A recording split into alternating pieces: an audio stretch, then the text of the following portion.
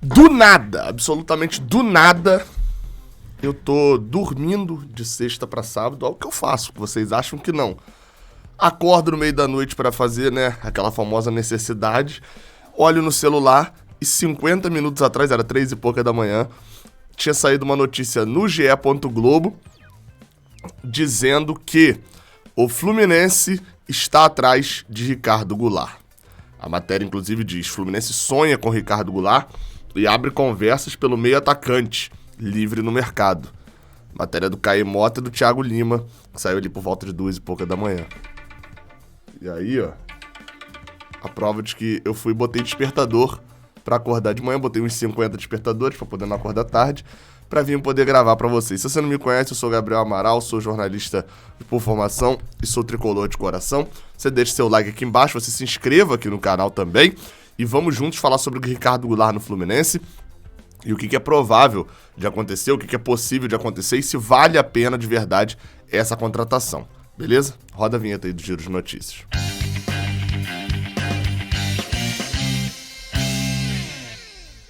Seja bem-vindo, você guerreiro de todo o Brasil e de todo mundo. Aqui é o canal Raiz Tricolor. Eu sou o Gabriel Amaral, sou jornalista, sou tricolor.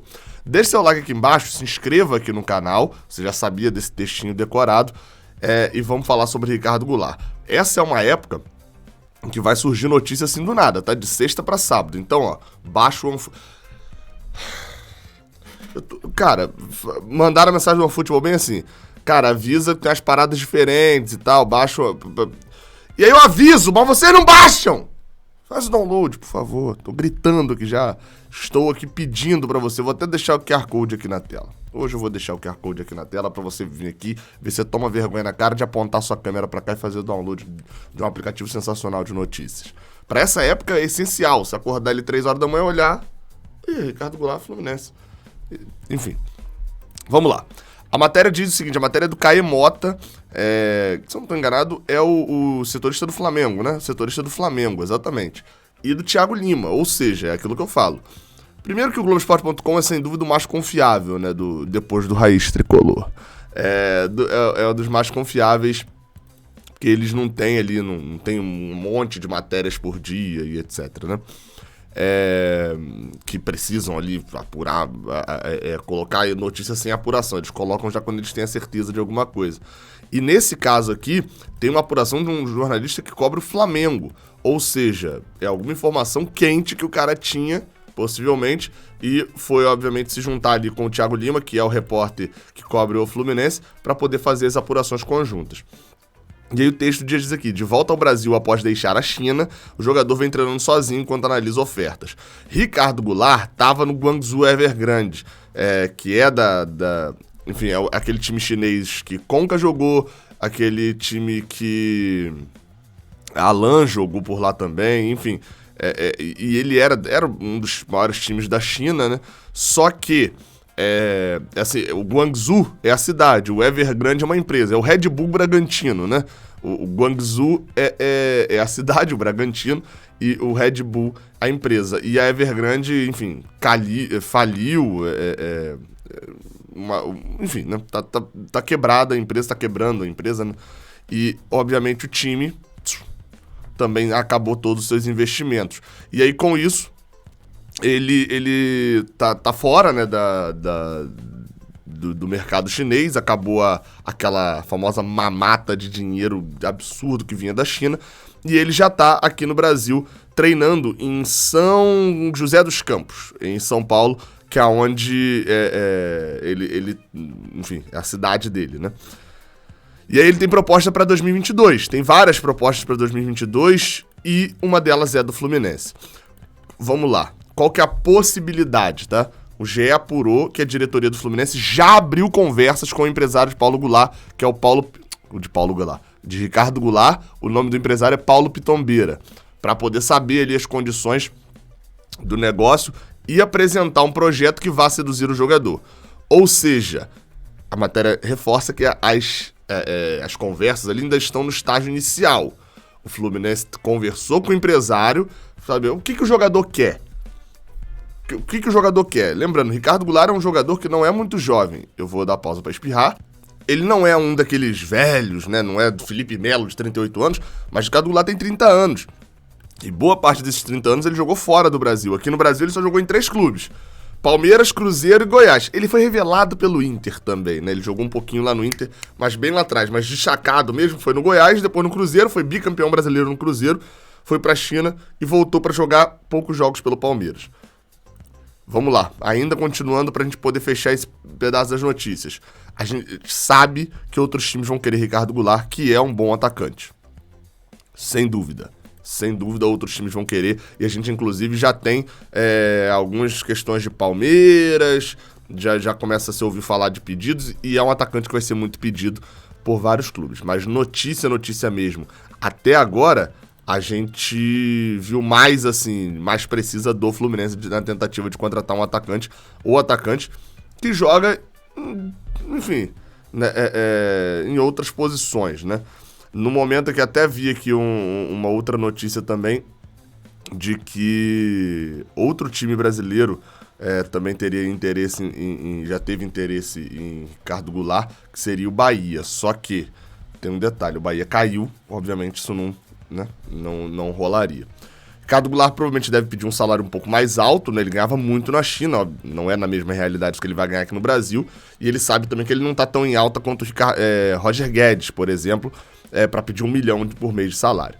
Dito isso, minha opinião, de alguém que obviamente não assistiu o campeonato chinês, o que me preocupa em Ricardo Goulart, pela minha memória? Jogadoraço, absurdo. O título do Cruzeiro de 2013 e 14, torcedor cruzeirense que de repente estiver me assistindo pode discordar, enfim, mas a imagem que passou pra gente, né, pra gente meros mortais, é o seguinte: o título do Cruzeiro está nas mãos de Ricardo Goulart e Everton Ribeiro. Teve outros jogadores, obviamente, que se destacam ali, mas eram os 2 grandes jogadores daquele time. Ricardo Goulart, que foi artilheiro do Campeonato Brasileiro de 2014, se eu não estou enganado, né? Mas foi artilheiro de um dos Brasileirões e melhor jogador, enfim. Foram 2 anos muito destacáveis dele. Ele que já tinha ido bem no Goiás em 2013. Agora eu tirei minhas dúvidas das confusões. 2013 quem destrói é Everton Ribeiro, 2014 é Ricardo Goulart, que não é artilheiro, que o artilheiro é Fred, obviamente, né, do Fluminense. E ele é enfim, bola de prata, um dos craques do Brasileirão ali, entra na seleção, né, do Campeonato Brasileiro, enfim, aquele tipo de jogador que destruiu, só não foi o craque do Brasileirão, né, porque foi Everton Ribeiro por 2 anos seguidos, mas enfim, fez 2 anos mágicos ali no Cruzeiro, foi pra China, na China ele destruiu, tinha uma média de, assim, beirava 1 gol por jogo. Vocês terem noção de número no Guangzhou, tá? 45 jogos, 27 gols. No ano seguinte, 40 jogos, 29 gols. 2017, 41 jogos, 27 gols. 2018, 28 jogos, 21 gols. Ele destruía na China. E com o Guangzhou sendo o melhor time, obviamente o nível do futebol chinês lá embaixo, mas ok. Quem tem que fazer isso, né? Quem joga bola tem que pegar o fraco e destruir. Só que de 2019 pra cá, Ricardo Goulart acabou... O que me preocupa nele é o número de jogos. Não é necessariamente o número de gols ou quantas assistências. Bola ele tem, isso sem dúvida. Ele veio por empréstimo pro Palmeiras pra jogar 12 jogos. Os 12 jogos que ele jogou, ele foi bem. Mas qual foi o problema? Lesão. Aí ele voltou lá pra China, ainda voltou emprestado pro Hebei FC, e depois volta pro Guangzhou, e assim, de 2019, de 2020 pra cá, ou seja, nessas 2 temporadas, considerando que o futebol chinês também ficou parado, pandemia ainda mais grave do que aqui, etc. Mas no momento em que a gente vê, óbvio, eu tô pegando um outro extremo, tá? Iago Felipe jogou 70 jogos em 2021, acho que foram 69 ou 70, Ricardo Goulart, de 2020 pra cá, jogou um total de 4 com 22, com 13, 35 partidas. Ele jogou 22 partidas em 2020 e 13 jogos só em 2021. Aí é o que eu tô te falando. Bola? Tem. Ele fez gols, só fez gol em 3 partidas, mas fez 7 gols nesses 13 jogos. Então bola o cara tem. Onde que vai me preocupar? Porque ele não joga desde agosto desse ano. Tá muito tempo sem jogar. Então não seria um jogador, tá? Não seria um jogador Pra poder chegar e já jogar destruindo pré-Libertadores. Por mais que ele esteja mantendo condição física e tal, não seria pra isso. Mas seria aquele tipo de contratação que eleva o nível técnico do Fluminense, ainda sendo uma aposta. E aí, por que eu falo isso? Até brinquei com algumas pessoas que é bem assim, Vê pô, fulano tá dando mole no mercado, o Fluminense não pega. Cara, não tem bobo no mercado.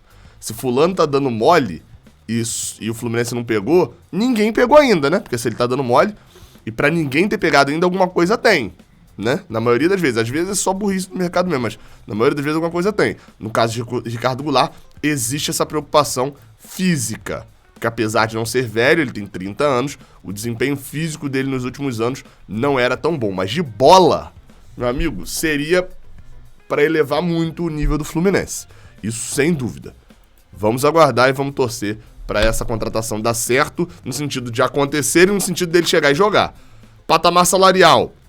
Fluminense tem até matéria muito legal no Globoesporte.com falando das economias também do Fluminense, enfim, dos jogadores que vão sair.